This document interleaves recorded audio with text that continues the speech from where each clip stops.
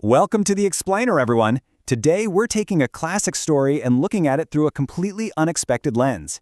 When you hear the name Frankenstein, your mind probably jumps straight to, lightning storms, spooky castles, and a lumbering monster with bolts in its neck, right? But what if I told you that Mary Shelley's 1818 novel isn't just a gothic horror story, it's actually a masterclass in modern bioethics?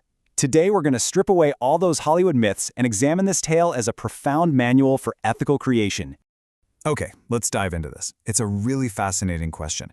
What could a 200-year-old Gothic monster possibly teach modern geneticists, AI developers, or honestly even prospective parents? Because as we stand on the absolute cutting edge of synthetic biology and machine learning, the boundary between creating life and writing code is getting pretty blurry.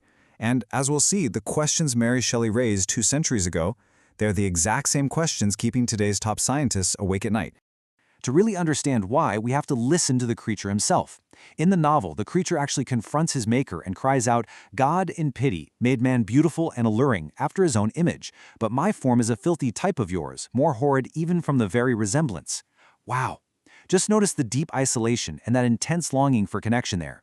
The tragedy isn't that he's a monster by nature. The real tragedy is that he's a sentient being who has been utterly rejected by the very person who brought him into existence. To help guide us today, we're tapping into some rigorous academic analysis. We're starting with researcher Debapriya Goswami in the Rupkatha Journal. She makes this incredible argument that underneath all the science fiction, this novel is actually a scathing critique of deficient parenting. She posits that Frankenstein brilliantly anticipates the modern need for an ethics of parenthood, meaning focusing not just on the scientific act of creation, but on the massive domestic obligation that immediately follows it. Now, what's really interesting here is how this literary analysis actually bridges perfectly into the modern laboratory. Our second source is a fascinating study by Nagy and colleagues from the journal Science and Engineering Ethics. They conducted these phenomenological interviews with 12 active scientists in fields like biotechnology, robotics, and AI. And they explored how the myth of Victor Frankenstein actually establishes strict social and ethical norms for today's researchers. To really unpack all of this, we're going to use a thematic dual-lens structure. First, we'll look at the creator as a parent, analyzing Victor's moral failures in his 19th century candlelit attic. Then we'll transition seamlessly into the 21st century artificial intelligence server room to look at the creator as a scientist. Because whether you're giving birth to a human child or compiling the code for an autonomous AI, the ethical obligations share a surprisingly identical foundation. Lens 1. Victor, the incompetent parent. So, let's look at the myth not through the eyes of science, but through the lens of a spectacularly negligent father. Victor totally bypassed natural procreation to build a quote-unquote son, but the moment he actually succeeded, he failed every single paternal duty. And this brings us to bioethics. Now, we usually think of bioethics as just strict laboratory rules, right? But as Goswami points out, it expands deeply into the profound ethics of parenthood. Having a child is a solemn, lifelong obligation. Victor claimed the role of a god to create life, but couldn't even manage the basic duties of a dad.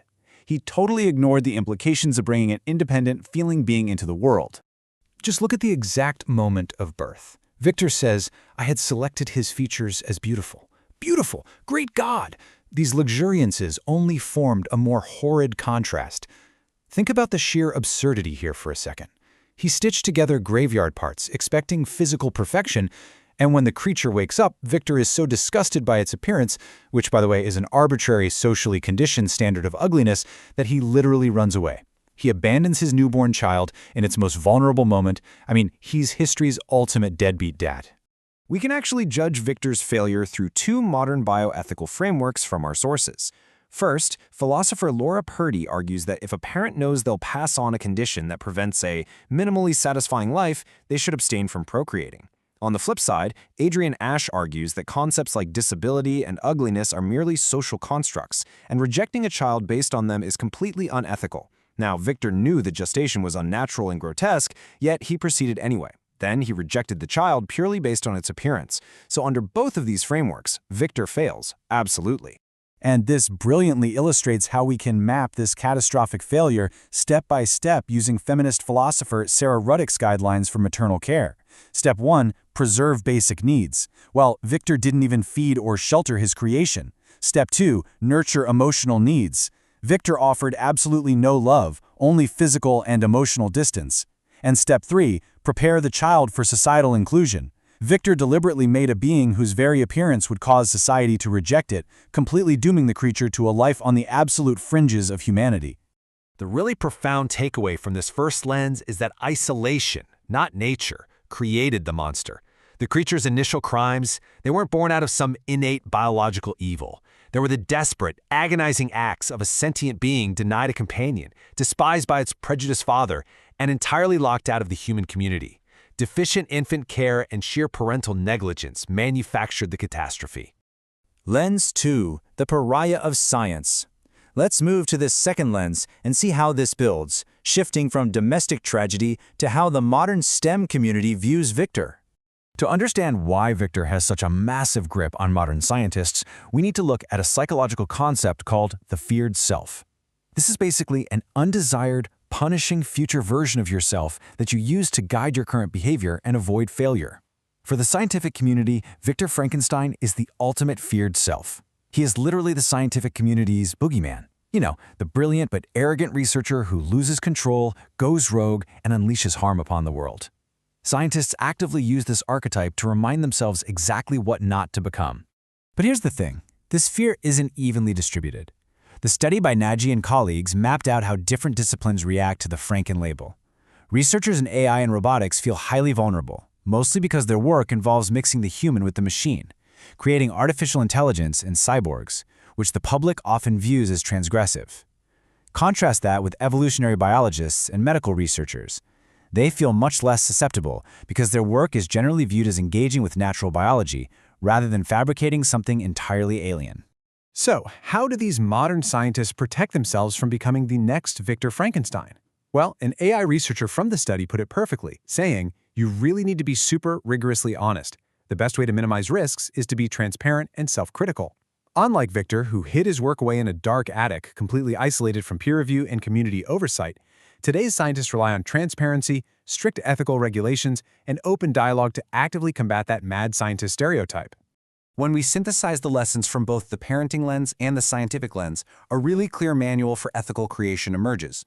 First, empathy and emotional nurturing are absolutely mandatory for whatever you bring into the world. Second, the act of creation requires anticipating unintended consequences way before they happen. Third, we must acknowledge that science is a deeply human and inherently social endeavor. It just doesn't happen in a vacuum. And finally, innovation without accountability will always breed catastrophe. You simply cannot create and walk away. Our final source pulls this all together by arguing for what they call a reflective and dialogical narrative ethics. Now, I know that sounds like a lot of academic jargon, but what it essentially means is that ethical choices can't just be abstract, top-down rules. They have to be situated within real, attached stories. True ethical science requires actively listening to the lived experiences of the subjects we affect and the entities we create. Just as Victor failed to listen to the agonizing narrative of his creature, modern science fails when it ignores the human stories intertwined with its innovations. So the crucial point is this. The lessons of Frankenstein have honestly never been more urgent. We are no longer just editing text, we're editing genomes and writing the foundational logic for artificial minds. The technologies we are gestating right now will eventually open their eyes and look back at us. The ultimate question isn't whether we have the technical capability to create them. The question is, as we stand on the brink of these incredible new frontiers, are we actually prepared to parent what we create?